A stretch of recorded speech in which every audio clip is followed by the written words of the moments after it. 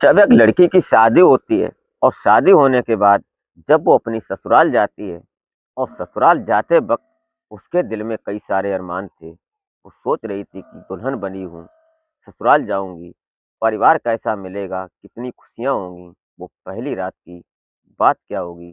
कई एक अरमान लेकर जब दुल्हन ससुराल पहुंची, उसके बाद जब जो दूल्हा था वो जब उससे मिलता है पहली रात, उससे बातचीत करता है पहले, उसको इतना अपनी ओर आकर्षित कर लेता है बातचीत के दरमियान।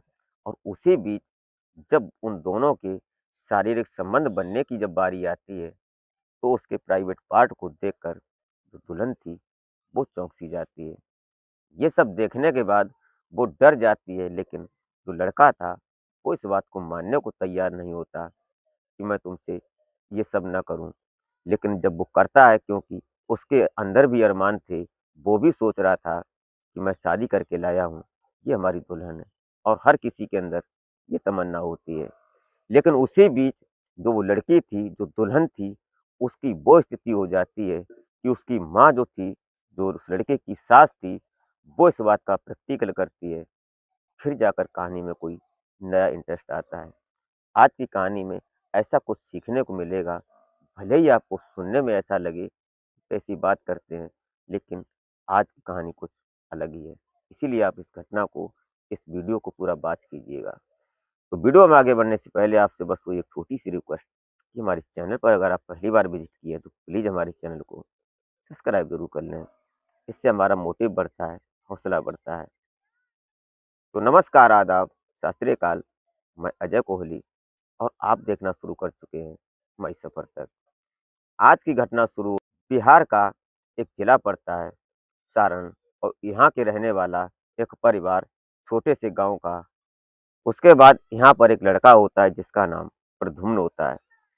प्रद्युम्न की जब शादी की उम्र होती है, लेकिन उसे कुदरत ने कुछ ऐसा दिया था जो कि सबसे कुछ अलग था। जब उसकी शादी होती है, शादी होने के बाद जब दुल्हन उसकी कविता बनकर आती है, कविता दिखने सुनने में बेहद खूबसूरत थी। शादी होने के बाद जब दोनों एक दूसरे के सामने आते हैं, जब उस सुहाग सेज पर पहुंचते हैं, जब एक दूल्हा अपनी दुल्हन का घूंघट उठाता है, उसके बाद दुल्हन शर्मा सी जाती है।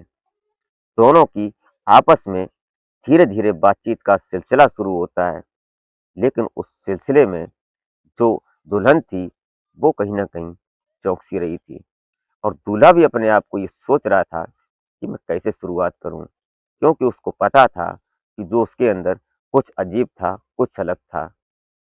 इसी दरमियान जब दोनों की बातचीत का सिलसिला चलते चलते दोनों एक दूसरे के बॉडी को टच करने लगते हैं, फिर जब दोनों में वो उत्तेजना बन जाती है जो होनी चाहिए थी उस रात, वो सब होने लगता है। कहानी जब आगे बढ़ने लगती है एक दूसरे को टच करते करते, फिर जाकर जो दुल्हन थी वो तैयार हो जाती है। लेकिन कविता जो थी, कविता परेशान हो जाती है जब जब प्रद्युम्न अपने कपड़ों को हटाता है अपने शरीर से। जब उसके अंग को देखती है तो वो डर जाती है। लेकिन प्रद्युम्न इस बात को बिल्कुल नहीं मानता और इस बात से राजी नहीं होता। वो साफ बोल देता है कि मैंने तुमसे शादी की और शादी करके लाया हूँ, और ये सब होना एक मुनासिब है, एक नेचुरल है। पति पत्नी के बीच ये सब होता है, और ऐसा ही उसने किया। लेकिन ये सब करते हुए उस दुल्हन की जो कविता थी, उसकी हालत खराब हो जाती है।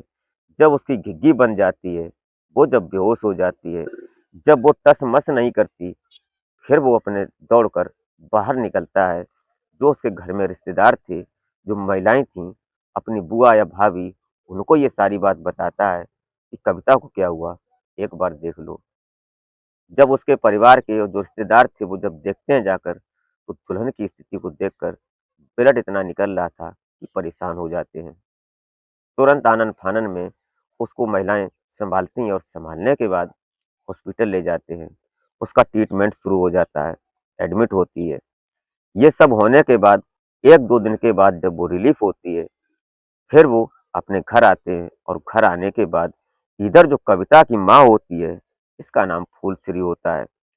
फूलश्री को जब ये बात पता चलती है, तो वो इतना नाराज़ होती है अपने दामाद के ऊपर कि कुछ कहने की बात नहीं। हर तरह से उसको डाँट-फटकार लगाती है और यहीं पर नसीहत भी देती है कि मैं आइंदा तुम्हारे घर अपनी बेटी को नहीं भेजूँगी। लेकिन कर भी क्या सकते थे, शादी करके लाया था वो और जो होना था, वो तो नेचुरल था, ये होना ही था। इसी बीच जब उसकी शादी ये सब हो जाता है, ट्रीटमेंट हो जाता है, जब इधर कविता बोलने लगती है, बातचीत करने लगती है, फुलश्री 4 6 8 दिन के बाद अपनी बेटी कविता को साथ में लेकर चली जाती है। जब साथ में लेकर जाती है, उसके बाद जब 2 4 6 8 दिन गुज़र जाते हैं, अपने मायके में कविता को फिर जाकर कहीं बात और ओपन होती है, जब उसकी माँ फुलश्री अपनी बेटी से पूछती है कि क्या हुआ था ऐसा, जो तुमको इतनी परेशानी हुई? क्योंकि जो फुलश्री थी, ये विधवा थी, इसका पति था नहीं, इकलौती एक बेटी थी। जब कविता अपनी माँ को सारी बात बताती है, घुमा-घुमा कर कि मेरे साथ ऐसा-ऐसा हुआ, मुझसे दर्द बर्दाश्त नहीं हुआ, मैं डरती हूँ और मैं अब कभी भी उस प्रद्युम्न के साथ वापस नहीं जाऊँगी, उसको मैं अपना दूल्हा नहीं बनाऊँगी। ये बात सुनकर कहीं न कहीं जो फुलश्री होती है कविता की माँ, वो बोलती है बेटी परेशान मत हो, ऐसा मत बोलो तुमको वहीं वापस जाना है। लेकिन जब ये बात कविता सुनती है तो कविता बड़ा परेशान होती है, बोलती है कि मैं बिल्कुल नहीं जाऊँगी वापस। लेकिन जब वो वापस जाने की बात चलती है, तो जब इधर से प्रद्युम्न अपनी सास से बात करता है फुलश्री से, तो फुलश्री बोलती है कि तुम अकेले आ जाओ और मैं अपनी बेटी को भेज देती हूँ। प्रद्युम्न जब अपनी बेटी को लेने अपनी ससुराल जाता है, वहाँ जाने के बाद आज पहली रात थी अपनी ससुराल में, बड़ी अच्छी तरह से फुलश्री उसकी सेवा खुशामद करती है, खाने-पीने का अच्छी तरह से व्यवस्था करती है। उसके बाद कुछ ड्रिंक्स का भी प्रोग्राम करती है। लेकिन जो प्रद्युम्न था, वो इस बात को साफ इग्नोर कर देता है, ना कर देता है कि मैं ऐसा कुछ नहीं करता हूँ। लेकिन फुलश्री उसको अपने प्यार में इतना फँसाती है कि तुम करो, कोई दिक्कत नहीं, मैं तुमको इस बात से बुराई नहीं मानती। ये सब होने के बाद आज शायद पहली बार प्रद्युम्न ये सब कर रहा था, खाने-पीने के साथ-साथ। जब शाम हो जाती है, देर रात हो जाती है, कविता साफ मना कर देती है अपनी माँ फुलश्री से कि मैं अपने पति के साथ बिल्कुल नहीं सोऊँगी। तभी जाकर वो अपने साथ सुला लेती है और जो दामाद था, उसका अलग कमरे में बिस्तर लगा देती है। प्रद्युम्न अपने कमरे में अलग सोया हुआ था। इधर कविता और उसकी माँ फुलश्री दोनों सोए थे।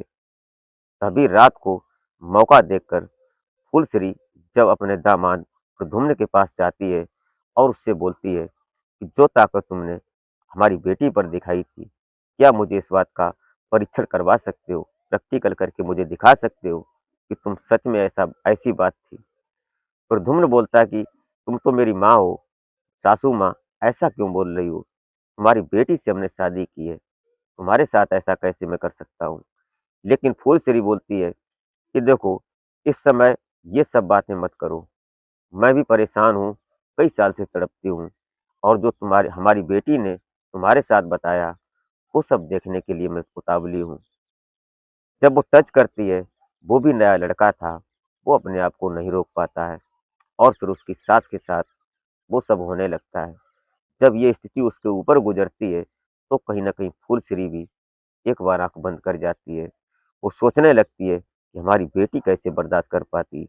मैं तो एक औरत हूँ और वो तो अभी एक कुँवारी लड़की थी। ये सब होने के बाद अब सिलसिला शुरू हो जाता है और फुलश्री बोल देती है कि तुम अभी फ़िलहाल घर नहीं जाओगे। अब वो 2-4 दिन, 8 दिन तक अपने साथ में रोकती है और अपने यहीं रखती है और इधर जो कविता थी, कविता को ये बात पता चल जाती है कि हमारी माँ हमारे पति के साथ ही नाजायज़ संबंधों में स्थापित हो चुकी है। कविता ने जब ऐतराज़ किया, तो प्रद्युम्न जो था, वो भी अपनी पत्नी का साथ ना देकर अपनी सास का साथ देता है और जो सास फुलश्री थी, वो भी अपने दामाद का साथ देती है। दोनों की जब एक बात होती है, दोनों बालिग होते हैं। लेकिन पत्नी कविता जो थी, वो नज़दीकी थाने में जाती है और वहाँ जाकर इस बात की एफआईआर दर्ज करवाती है कि हमारे पति को हमारी माँ ने ही बरगला लिया है, उसके साथ उसके नाजायज़ संबंध हैं। ये बात सुनकर जब पुलिस इस बात की इन्वेस्टिगेशन करती है, लोग वहाँ तमाशा देखने लगते हैं। ये सब देखते हैं कि आज के ज़माने में क्या होना चाहिए और क्या नहीं होना चाहिए, कुछ भी नहीं कहा जा सकता है। और इधर प्रद्युम्न और फूलश्री दोनों ने ये बात कबूल कर ली कि मैं एक-दूसरे के साथ जिएँगे और मरेंगे। कविता जो थी बड़ा परेशान होती है और अपनी बेटी की ज़िंदगी को बर्बाद कर दिया उसकी माँ फुलश्री ने। जब दोनों एक साथ हो जाते हैं, लेकिन उसके बाद जो उसका पति बन जाता है फुलश्री का प्रद्युम्न, जिसने उसको कोर्ट मैरिज कर लिया, लेकिन वो एक बात बोलता है अपनी जो पत्नी अभी बनी हुई फुलश्री सास जो थी उससे कि मैं तुम्हारी बेटी को भी साथ रखूँगा, क्योंकि वो मुझे अच्छी लगती है। और इधर कविता भी ये बात कहती है कि मैं अपने पति को नहीं छोड़ सकती। लेकिन एक जब सारा प्रोग्राम जो केस मैटर बनता है, लोग तमाशा देखते हैं, कोई वीडियो बनाता है, कोई सोशल मीडिया पर इस बात को डालता है। उसी दरमियान ये सब मैटर खत्म होने के बाद जब तीनों अपने एक साथ बैठते हैं, अब 2 पत्नियाँ हो जाती हैं, माँ भी पत्नी बन जाती है और बेटी भी पत्नी बन जाती है। और प्रद्युम्न जब इन बात को लेकर तीनों साथ में बैठते हैं, तो बड़े प्यार से प्रद्युम्न इसको समझाता है कि देखो, साथ में रहेंगे, ये तो सास है, कोई बात नहीं, लेकिन तुम हमारी पत्नी हो, हम दोनों लोग साथ में रहेंगे, एक साथ ही रहेंगे। और फिर कहीं न कहीं जो माँ उसकी फुलश्री होती है, कविता की, वो भी इस बात को मान जाती है और फिर दोनों दुल्हनें बन जाती हैं उसकी और एक साथ होकर रहने लगती हैं। आज के ज़माने में, आज के इस वक़्त के दौर में पता नहीं कहाँ पर कैसा हो सकता है, ये शायद अनुमान लगाना बहुत असंभव सी बात है। इसीलिए मैं हर वीडियो में ये कहने की कोशिश करता हूँ कि हर वक़्त कोई पता नहीं कि आने वाला वक़्त हमारे सामने किस शक्ल में आ सकता है, इसकी हम कभी कल्पना भी नहीं कर सकते। इसी के साथ आप अपना और अपने परिवार का बेहतर तरीके से ख्याल रखें। इस घटनाक्रम को सुनाने का उद्देश्य किसी को हैरान या परेशान करना नहीं था, बल्कि जागरूक करना होता है कि समाज में कुछ भी हो सकता है। मिलते हैं फिर नेक्स्ट वीडियो में, तब तक के लिए जय हिंद।